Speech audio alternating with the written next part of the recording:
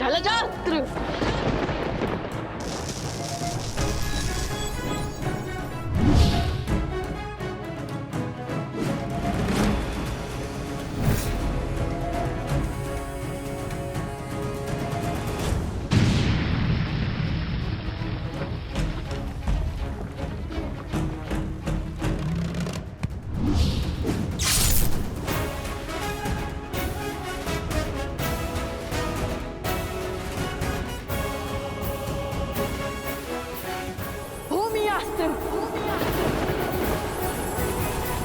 युवराज अंगद है तो प्रभु श्री राम के पक्ष में, किंतु प्रभु श्री राम काज के लिए हमें इन्हें भी रोकना ही होगा।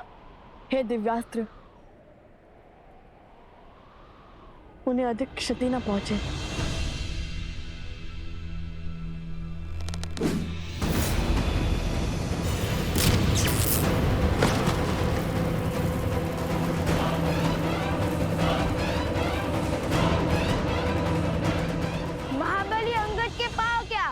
वो स्वयं संतुलन खो बैठे। आपकी बारी आ गई है महाराज विभीषण।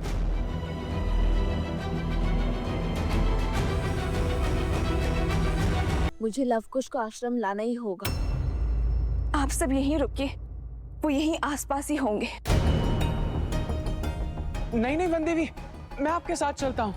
नहीं अवत्सरा, मैं किसी का जीवन संकट में नहीं डाल सकती। मैं अकेले ही जाऊंगी।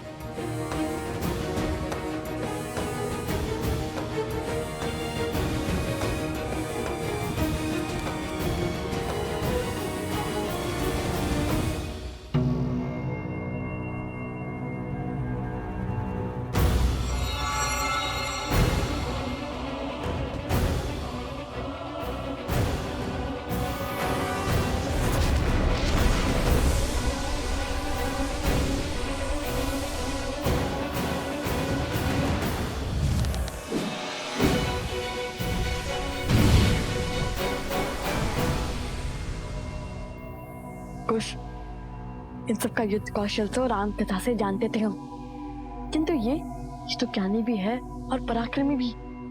इनके युद्ध कौशल से तो अनभिज्ञ है हम।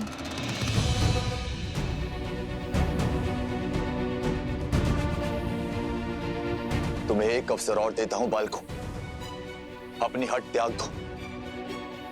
मैं प्रभु श्री राम से तुम पर दया करने का निवेदन करूंगा। इतने शूरवीरों की अवस्था देखकर भी हमें पीछे हटने का आदेश दे रहे हैं आप? निवेदन तो हमारा है। जिस प्रकार अपने भाई के हाथों लंका से निष्कासित होने के बाद श्री राम की शरण में आ गए थे आप,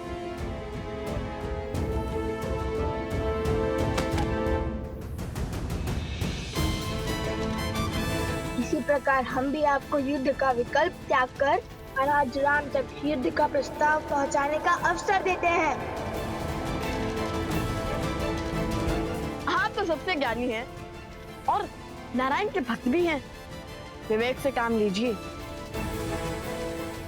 जाइए और श्री राम को हमारा संदेश दीजिए।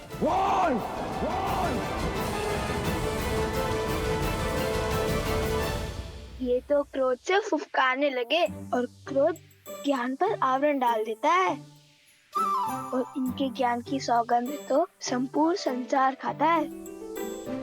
बल के साथ साथ बुद्धि के भी धनी हो बालकों। ज्ञानी को क्रोध दिलाकर व्याकुल कर रहे हैं, किंतु कहीं क्रोध का आवेग विभीषण जी से कुछ अनिष्ट ना करवा बैठे। बालकों, जब तक मेरे तन में प्राण है प्रभु श्री राम यहां नहीं आएंगे।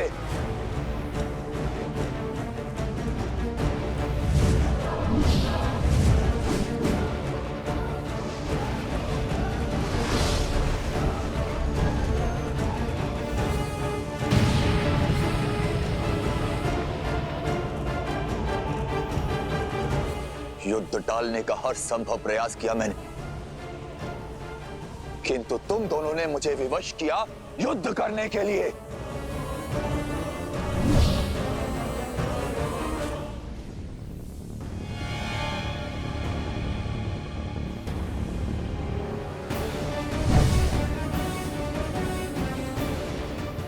गया? दिखाई भी नहीं दे रहा है।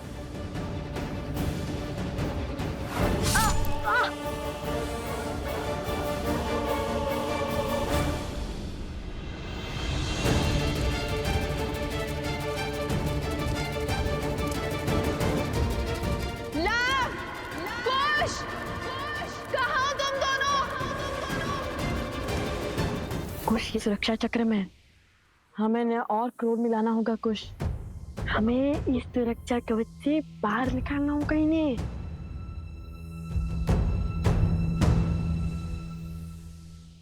अरे भैया, धनिक सा गाँव ही तो है। मैं ना कहता था महाराज विभीषण के पास इन छोटे मोटे अस्त्रों के अतिरिक्त और कुछ नहीं है।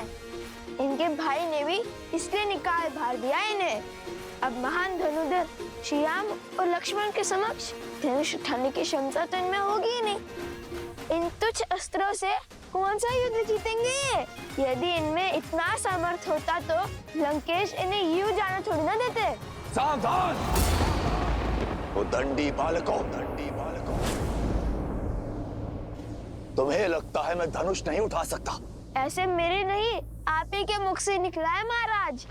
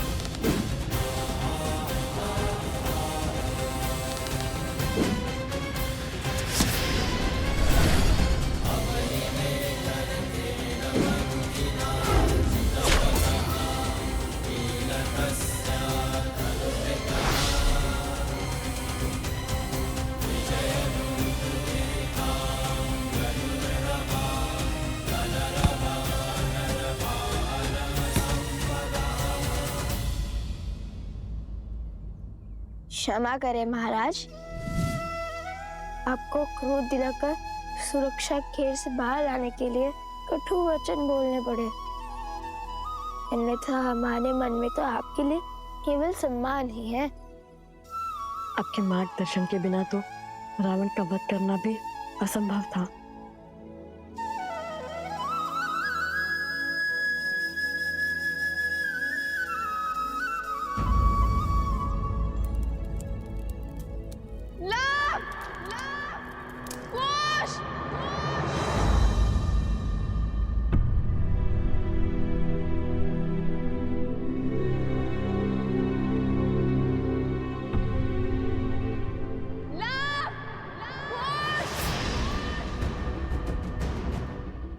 माता, माता?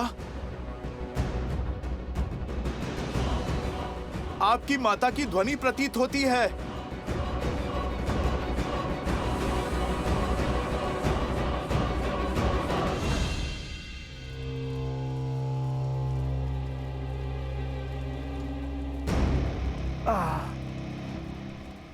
एक श्लोक में इतनी शक्ति कि कुछ शब्दों ने हमारी माया को तोड़ दिया।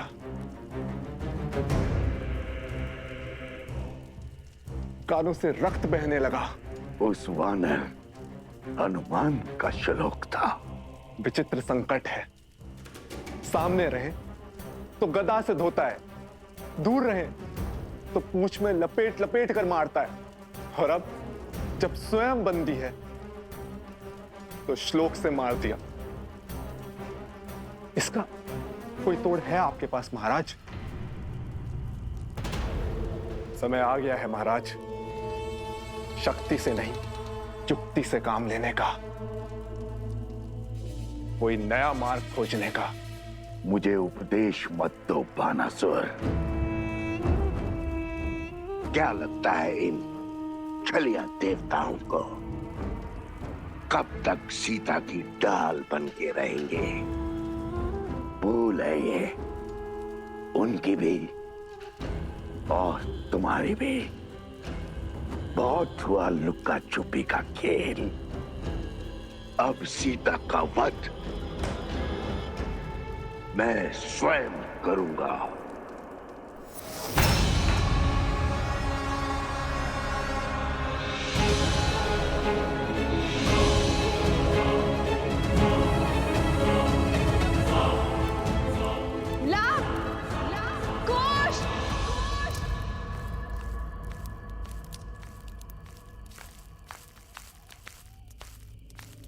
कौन है?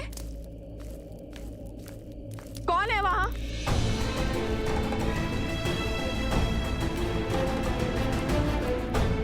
लवकुश, तुम दोनों यहाँ क्या कर रहे हो? और बार बार यूं आश्रम के बाहर क्यों चले जाते हो? जानते हो ना बाहर कितना संकट है। माता शांत, हम तो केवल खेल रहे थे यहाँ पर, किंतु आप इतनी चिंतित क्यों हो रही है? ये क्या है? क्या हुआ ये लव? वो कुल्हाड़ी से चोट आ गई थी तनिक सी। समझ गई, तुम दोनों लकड़ियां काट रहे थे ना?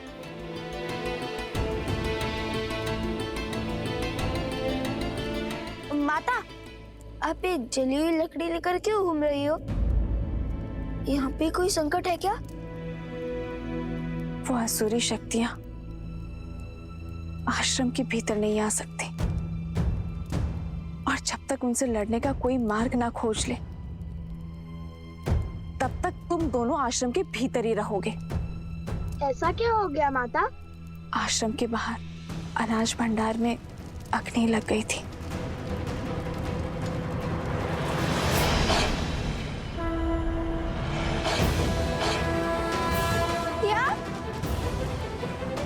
शीघ्र ही भीतर चलिए माता, रात्रि अधिक हो गई है। चलो।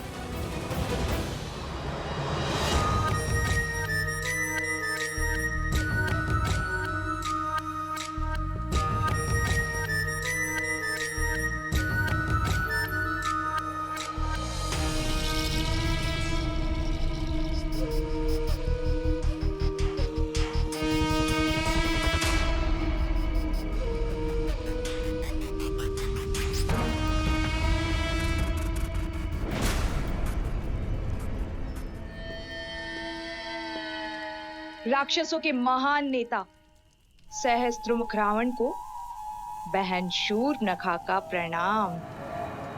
आ गई तुम। अवश्य जले पर नमक छिड़कने आई हो। तो क्या करूं? और कोई मार्ग है असुरों के सोए हुए पुरुषार्थ को जगाने का? अपनी पुत्र की मृत्यु के अश्रु अभी थमे तक नहीं थे कि भैया की मृत्यु का दृश्य देखना पड़ा, और उसके पश्चात राक्षसों का संपूर्ण साम्राज्य समाप्त हो गया।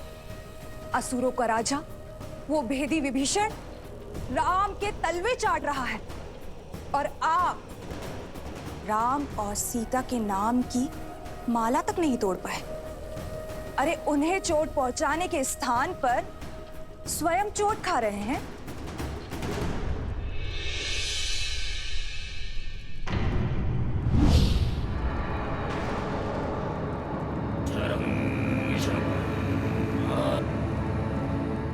यदि मुझ पर कटाक्ष करके मन भर गया हो तो जाओ यहां से।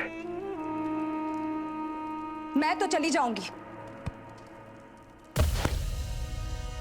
परंतु राम सीता के हाथों आपकी पराजय जो समीप आ रही है, उसका आप क्या करेंगे भैया? न राम सीता का कुछ बिगड़ा, न राम राज्य का और न लवकुश का, और उस हनुमान की पूंछ का एक बाल तक आप हिला नहीं पाए। भैया, आपसे जो सीखा है पुनः वही आपको सिखा रही हूं। ये समय अस्त्र उठाने का नहीं, बल्कि धैर्य रखने का है।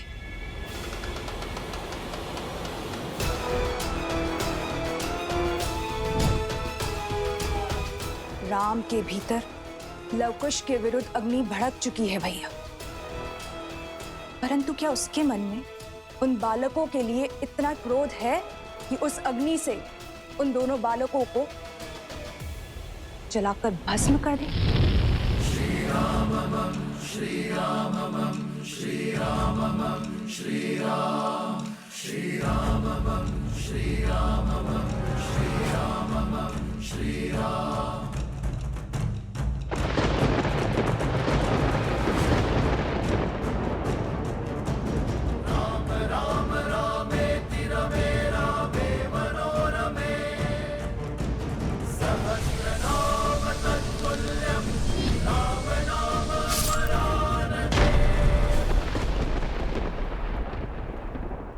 कभी नहीं सोचा था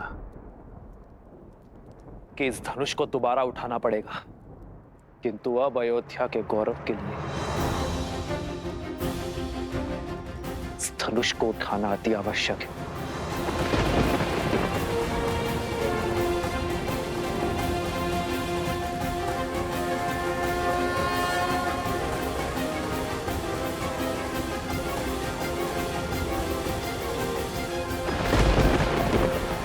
कहा तुमने, अब तक मेरा ध्यान कहीं और था। इस विषय पर विचार ही नहीं किया मैंने। मैं कुछ समझा नहीं महाराज। भैया, मैंने राम को युद्ध में अनेकों असुरों का अंत करते हुए देखा है भैया। यदि उसके समक्ष अधर्म का शीश उठता है तो उसका क्रोध अनियंत्रित हो जाता है, और राम के क्रोध को हमें बढ़ाना होगा भैया। कुछ ऐसा करना होगा जिससे वो चाहकर भी अपने पग पीछे ना ले पाए, और हम चुपचाप बैठकर राम परिवार के अंत का और रघुवंशी के हाथों रघुवंश की समाप्ति का आनंद उठाएं।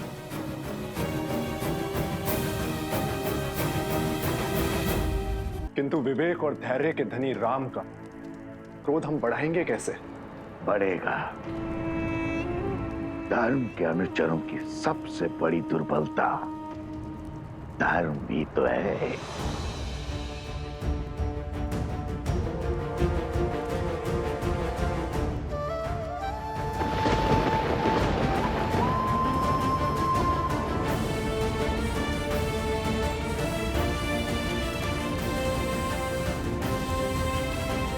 आओ राम, आओ, स्वागत है तुम्हारा।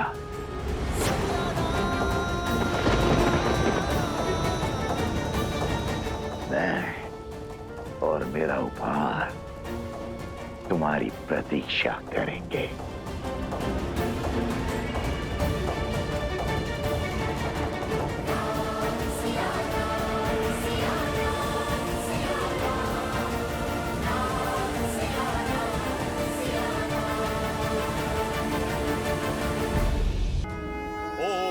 देवताभ्यो नमः स्वाहा।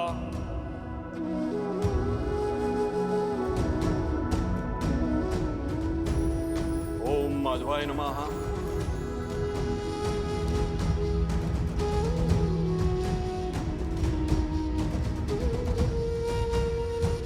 अश्विनस्य शीते पक्षे ताथोदये स कालो विषयो ये सर्वकार्यार्थ सिद्धये।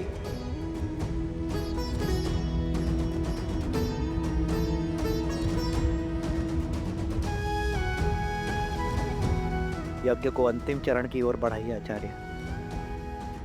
मैं अश्व की ओर बढ़ता हूँ। शीघ्र ही हम दोनों की प्रतीक्षा का अंत होगा। सियावर रामचंद्र की, सियावर रामचंद्र की, सियावर राम जय भव। सियावर रामचंद्र की।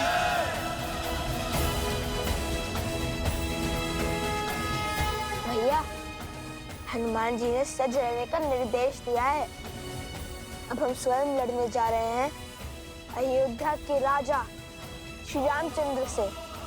हाँ, और इससे श्रेष्ठ हो भी क्या सकता है। आज हमें हमारे हर प्रश्न का उत्तर मिल जाएगा। सच हो कुश, क्योंकि श्री राम और लव कुश के बीच द्वंद्व होने वाला है।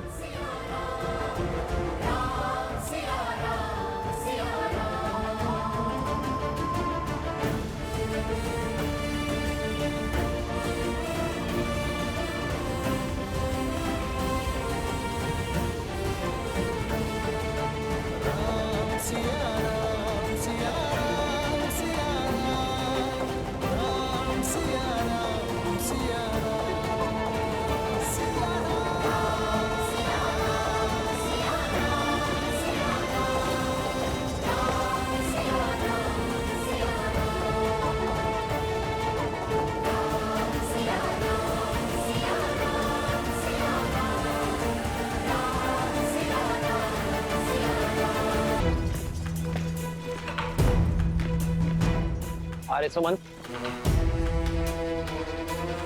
रथ को उस ओर बढ़ाइए। जी महाराज।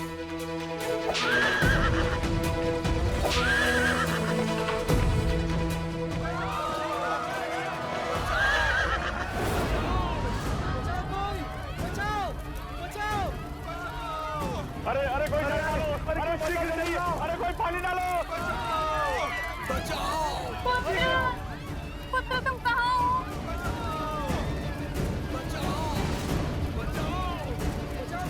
यहाँ क्या अनर्थ घटा है? वो श्री राम आ गए। हमारी रक्षा कीजिए महाराज, हमारा सब कुछ उजड़ गया है। मेरा पुत्र। अरे सुमंत, इनकी सहायता कीजिए और सैनिकों से कहिए पहले इनकी पीड़ा दूर करें। सैनिकों, शीघ्र अतिशीघ्र ग्रामवासियों की सहायता कीजिए। आइए। मेरे पुत्र को कोई बचाओ, मेरे पुत्र को कोई बचाओ। उठो बालक।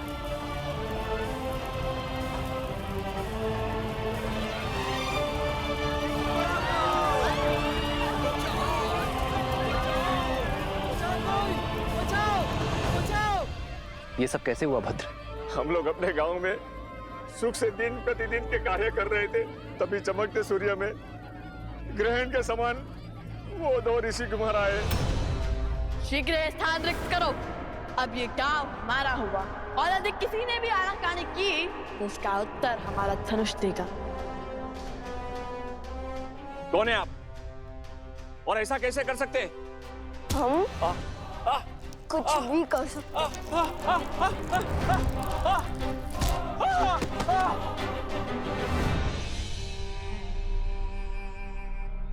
जानते नहीं, हम तुम्हारे महाराज के सभी भाई भरत, लक्ष्मण, शत्रुघ्न को हराने वाले महावीर हैं हम। तुम्हारे हनुमान जी को बंदी बनाने वाले महावीर हैं हम। हमसे मत उलझना, शीघ्र अतिशीघ्र यहाँ से निकलो। दोबारा नहीं कहूंगा। नहीं नहीं, आप ऐसा अनर्थ नहीं कर सकते। अपना घर छोड़ के हम कहाँ जाएंगे?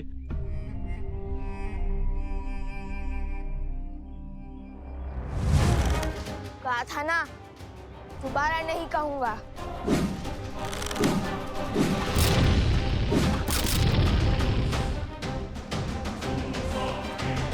नन्हे से बालक से पर अभिमान पर्वत सा, कहने को ऋषि कुमार और क्रूरता रावण सी, वो ये भी नहीं देख पाए कि यहाँ वृद्ध भी है, स्त्रियां भी है और बालक भी है। मर्यादा की सारी सीमा लांघ गए वो।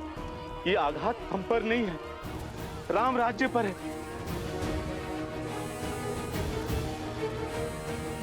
अरे सुमंत। जी महाराज।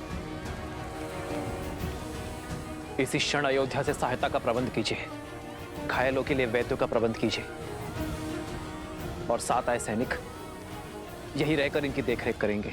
जो आज्ञा महाराज।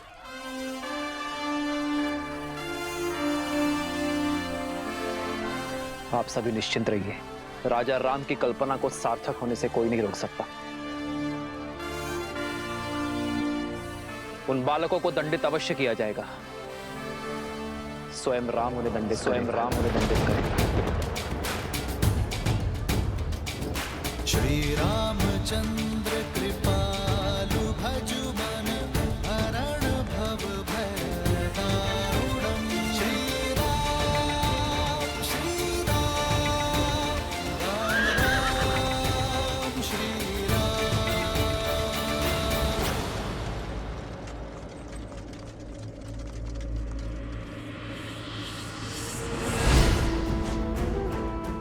राम के क्रोध को बढ़ाने के लिए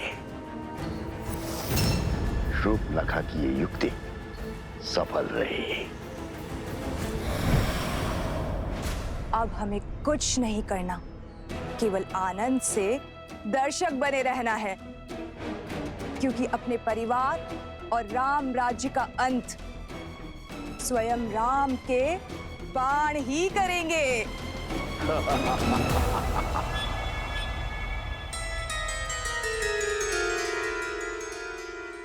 भैया, ये द्वारपाल कहाँ से आ गए?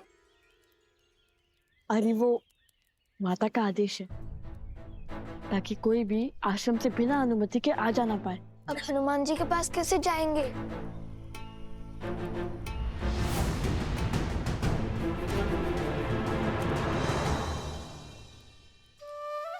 सोम, तुमने हमें भयभीत कर दिया। मुझे लगा माता ने हमारी सारी बात सुन ली। तुम इतने चिंतित क्यों? तुम दोनों ने एक एक करके सबको घायल कर दिया। अब तो स्वयं श्री राम आएंगे। हाँ तो आने दो, धर्म को भला किसका भय? धर्म नहीं अधर्म है ये। अपने ही जमाता से युद्ध कैसे संभव है? कहाँ खो गए सोम? भय भय लग रहा है। अगर श्री राम ने तुम दोनों के विरुद्ध अपनी शक्तियों का उपयोग कर लिया तो हम निडर होकर उनके हर प्रहार का सामना करेंगे। और तुम इतना घबरा क्यों रहे हो? अरे ऐसे घबराओगे तो हमारा कार्य कैसे पूर्ण करोगे? कार्य? मेरा इसमें क्या कार्य? हमें हनुमान जी हर अश्व के पास जाना ही होगा। तब तक के लिए तुम इस आश्रम और माता को संभालोगे। मैं? कैसे? हम बस यूं गए और यूं आए। हमें वहां जाना आवश्यक है सोम। परीक्षा की घड़ी है। आज हमारी प्रतीक्षा पूर्ण हो जाएगी। आज श्री राम से हर प्रश्न का उत्तर, हर दुविधा का समाधान पाएंगे हम। सोम, जब हम अयोध्या गए थे तब हमारे कई प्रश्न थे जो अधूरे रह गए थे, किंतु आज हम उन्हें हमारे प्रश्न का उत्तर देने पर विवश करेंगे। एक तो अपने ही पिता से युद्ध लड़ने जा रहे हैं और कहते हैं माता को संभालू। भला मैं कैसे तुम्हारी माता को संभालू? कैसे?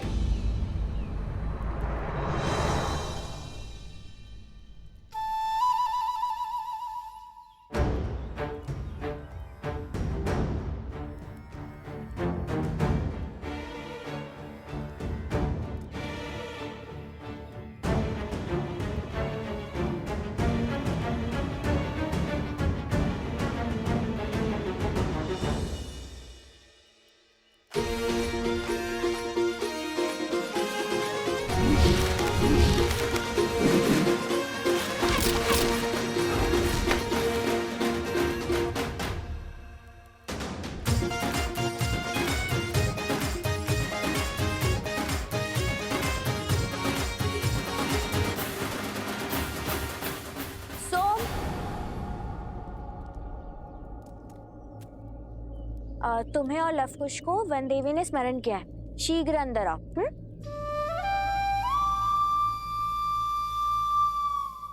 फंस गया।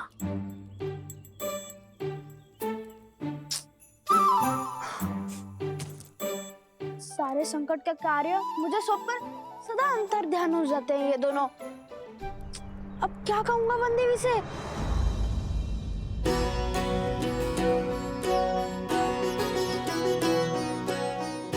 ये हनुमान जी के लिए और ये अश्व के लिए। इससे शुभ और क्या हो सकता है? आज हमें हमारी सारी दुविधाओं का हल मिल जाएगा। तो है।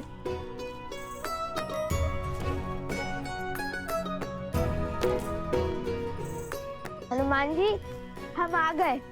आपको भूख लगी होगी ना? हम आपके लिए स्वादिष्ट फल भी लाए हैं। हनुमान जी, क्या हुआ? आंखें खुली रख के सो गए थे क्या?